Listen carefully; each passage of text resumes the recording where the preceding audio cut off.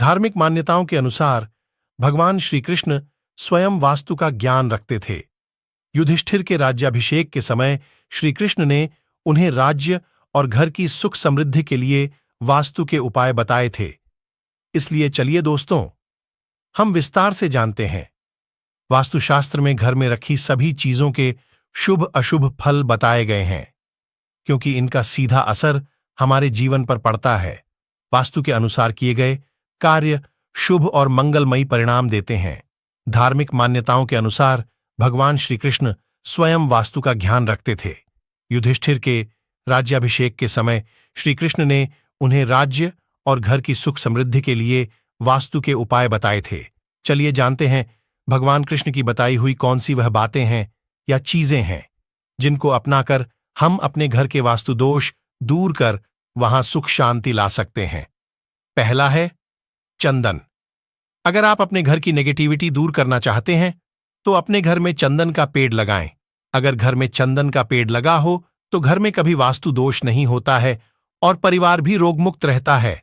यदि ऐसा संभव नहीं है तो घर में शुद्ध चंदन की लकड़ी रखें। इसे रखने से नकारात्मक ऊर्जा का प्रवेश नहीं होता है। श्री कृष्ण ने बताया कि चंदन रखने से सकारात्मक ऊर्जा आती है, वहीं चंदन बुरी शक्तियों से रक्षा करता है। दूसरा है देसी घी। भगवान श्री कृष्ण ने कहा है कि घर में गाय का देसी घी रखने से पवित्रता और संपन्नता आती है। इसके अलावा ऐसा भी माना जाता है कि जहां पर घी का दीपक जलता है वहां भगवान स्वयं उस स्थान पर उपस्थित रहते हैं और वहां पर मांगी गई मनोकामनाएं शीघ्र पूरी होती हैं। इसके अलावा जिस घर में गाय के घी का दीपक जलाया जाता है वहां मनुष्य के समस्त पाप नष्ट होकर जीवन में सुख समृद्धि, आयु, आरोग्य और सुखमय जीवन में वृद्धि होती। गाय के घी का दीपक जलाने से आसपास का वातावरण रोगाणु मुक्त होकर शुद्ध हो जाता है। तीसरा है शहद। श्री कृष्ण के अनुसार घर में शहद का रखना बहुत शुभ माना जाता है।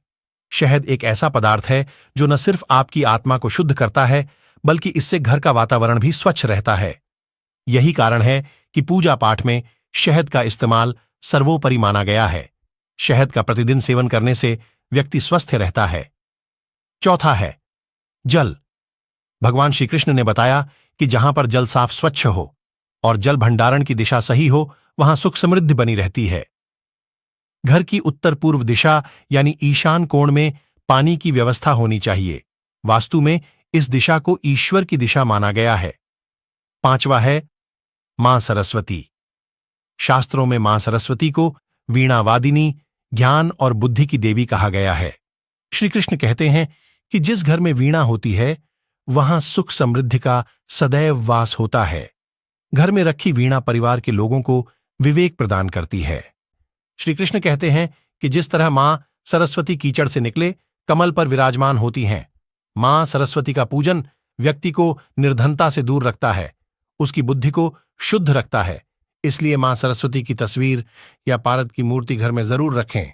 यदि आपको हमारे द्वारा दी गई जानकारी अच्छी लगी हो तो वीडियो को लाइक और चैनल को सब्सक्राइब करिए। धन्यवाद।